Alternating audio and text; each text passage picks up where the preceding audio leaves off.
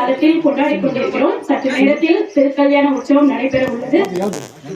ஆனால் இந்த 39 என்ற எண்ணை பார்க்கும் பொழுது எனக்கு ஒரு நினைவு தோன்றுகிறது. என்னுடைய தந்தை அவர்கள் 7 வயதில் இறைவன் மேல் பற்று கொண்டு அவரை வழிபட ஆரம்பித்தார். நான் என் தந்தை என்பதற்காக சொல்லவில்லை, அவரை ஒரு மனிதனாக நான் எப்படி பார்க்கிறேன் என்ற ஒரு வழக்கத்தில் சொல்கிறேன். 7 வயதில் அவர் இறைவனுக்கு தொண்டு செய்வதும் அவருக்கு அபிஷேகம் செய்வதும் ஆராதனை செய்வதும் என்று அவர் பணியை ஆரம்பித்தார். அவருடைய 20வது வயதில் இந்த விழாவை ஆரம்பித்தார். இந்த விழா மட்டுமல்ல, தினமும் ஒரு கால பூஜை, பிரதோஷம், அமாவாசை என்று பல விழாக்களையும் அவர் தொடர்ந்து செய்து கொண்டிருக்கிறார். இப்பொழுது விழா 39ஆம் ஆண்டு.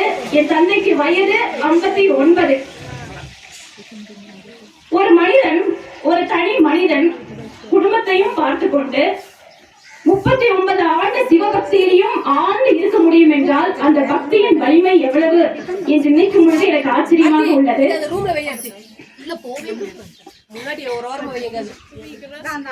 இப்பொழுது ஒரு 4-5 ஆண்டுகளாக அவருக்கு உதவிகள் கிடைக்கின்றது. நாங்களும் படித்திருக்கிறோம், ஒரு சிறு சிறு உதவிகள் செய்கிறோம். பட் ஆதி காலத்தில் அவர் விழாவை ஆரம்பிக்கும் பொழுது அவருக்கு எந்த உதவியும் கிடைக்கவில்லை. மேடு பள்ளம் என்ற ஏரி, உங்களுக்கு தெரியும் குன்னூரில் எவ்வளவு மேடு பள்ளம் உள்ளது என்று. நம்முடைய நீலகிரி மாவட்டமே மேடுதான்.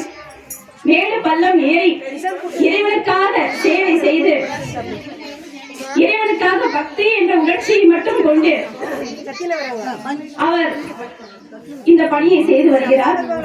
நானுமே அவர்கிட்ட சொல்லியிருக்கிறேன், அப்பா எதுக்கு இப்படி சாமி கும்பிடுறீங்க, இப்படி தொடர்ந்து எதுக்கு சாமி கும்பிடுறீங்க, உங்க பக்திக்கு அளவே இல்லையா, இப்படி விழா எடுத்து செய்யணுமா, ஒரு வருஷத்துல 3 மாசம் வேலைக்கு எடுத்து செய்யணுமா அப்படின்னு நானுமே கேட்டிருக்கிறேன்.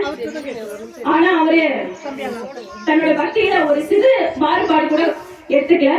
எனக்கு நிறைவடைந்த நாள்ல அவருக்கு 30 வயசு இருக்கும் பொழுது என்ன வேகமும் சுறுசுறுப்பும் பக்தியும் இருந்துச்சோ அதை விட வேகமும் சுறுசுறுப்பும் பக்தியும் தான் நான் அவர்கிட்ட இப்ப பாக்குறேன். அவர் சரி இப்படி ஆன்மீகத்துல தொடர்ந்து இருக்கிறாரே, குடும்பத்தை கைவிட்டுட்டாரா அப்படின்னு பார்த்தா அவருக்கு 2 பொண்ணுங்க, நானும் ஒரு பொண்ணு. 2 பொண்ணையும், ஒரு பொண்ணு இன்ஜினியர், ஒரு பொண்ணு டாக்டர் ஆகியிருக்காரு. என்ன நல்ல இடத்துல கல்யாணம் பண்ண வச்சிருக்காரு. நிறைய சோதனைகள் ஏற்பட்டிருக்கு. அந்த சோதனைகள் எல்லாம் இறைவன்கிட்டயே வேண்டி சரி பண்ணியும் கொடுத்திருக்காரு. அது நினைக்கும் பொழுது எனக்கு மாணிக்க வாசகர் சொன்ன திருவாசகத்தில் இருக்கிற ஒரு லைன் தான் ஞாபகம் வருது. அவனே அவன் தான் வணங்கி, அதாவது இறைவனுடைய அருள் இருந்தாதான் அவரை கும்பிட முடியுமா. இந்த 39 ஆண்டுகளும் 39 மட்டும் இல்லை, பல ஆண்டுகள் இருக்கு. இந்த 39 ஆண்டுகளும் தொடர்ந்து இறைவனை கும்பிட முடியும்னா அது இறைவனுடைய அருள் இருந்தாதான் முடியும்.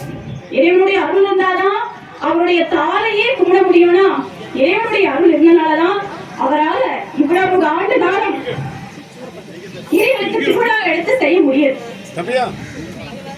ஒரு குடும்ப தலைவன்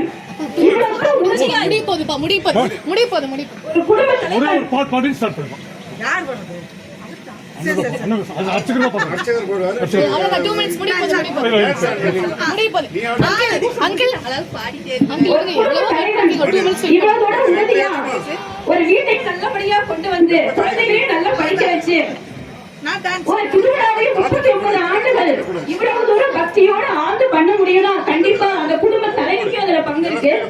நிச்சயமா என்னோட தாய்க்கு அதுல நிறைய பங்கு இருக்கு. ஏன்னா ஒரு மனைவி, ஒரு கணவன் போய் நான் சாமி கும்பிடுறேன், நான் திருவிழா செய்யறேன், நான் வேலைக்கு போறேன்னு சொன்னா எந்த மனைவியும் வந்து முடியாதுன்னு தான் சொல்லுவா.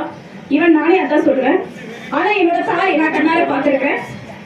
நான் கண்ணார பார்த்தனாலதான் நான் எல்லாமே பேசுறேன். என்னோட தாய், ஓ நீங்க அபிஷேகம் செய்றீங்களா, பிரசாதம் செய்யணுமா, நான் செய்யறேன். ஓ நீங்க அலங்காரம் பண்றீங்களா, துணி துவைச்சு தரணுமா சாமிக்கு, நான் செய்யறேன். கோயில் பெருக்கணுமா, கோயிலுக்கு சேவை செய்யணுமா, இந்த மாதிரி அவங்களும் துணையா இருந்திருக்கிறாங்க. இதையெல்லாம் நான் ஏன் சொல்ல வரேன்னா, நம்முடைய சிவன்மலை 39 ஆண்டு கடந்து வருகிறது. வெள்ளி விழா கண்டுவிட்டோம், இன்னும் தங்க விழா, வைர விழா, இனி பல விழாக்களை நம்ம பார்க்க போறோம். அது மட்டும் இல்ல, இந்த ஏரியால இருக்கக்கூடியவங்க நம்மளோட உறவினர்கள் நிறைய பேரு இறைவன் நாம செஞ்சா ஒண்ணு செய்வாருன்ற கைமாறு இல்லாம இறைவனுக்கு திருக்கல்யாணம் நடக்கும் போது அப்படின்ற மிகப்பெரிய சந்தோஷம் கொண்டு வராங்க, தொடர்ந்து வந்துட்டு இருக்காங்க. அதனால இவங்க எல்லாத்துக்கும் எங்களுடைய நன்றிகளையும் வாழ்த்துக்களையும் தெரிவிச்சுட்டு, நம்மளுடைய சைவ வழி அப்படின்றது மிக உயர்ந்த வழி.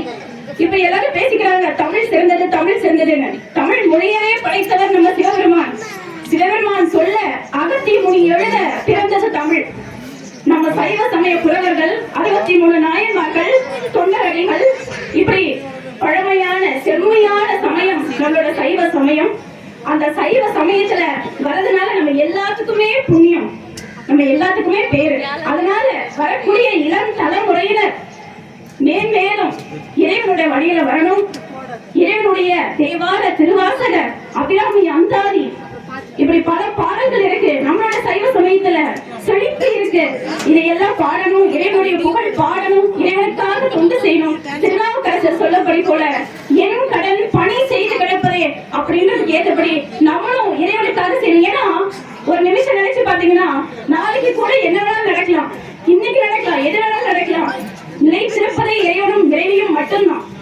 அதனால நிலையான நிலைப்பொருளான இறைவனை நம்ம பற்றி போகணும் அப்படின்றத கமிட்டி சார்பாக கேட்டுக்கொண்டு, இப்படி 39 ஆண்டு தொடர்ந்து இறைவழியில வந்து தனி மனிதனாக வந்து கொண்டிருக்கக்கூடிய நம்மளுடைய திரு கௌரி சங்கர் அவர்களுக்கு கோவையிலிருந்து வருகை தந்திருக்கக்கூடிய என்னுடைய பாலமுருகன் அவர்கள் மாலை அணிந்து சிறப்பிப்பார் என்பதை அன்போடு கேட்டுக் கொள்கிறோம். நன்றி. இதாவே முடியும். ஒரே பாட்டு இதை கண்டு. ஹலோ ஹலோ கண்டிப்பா.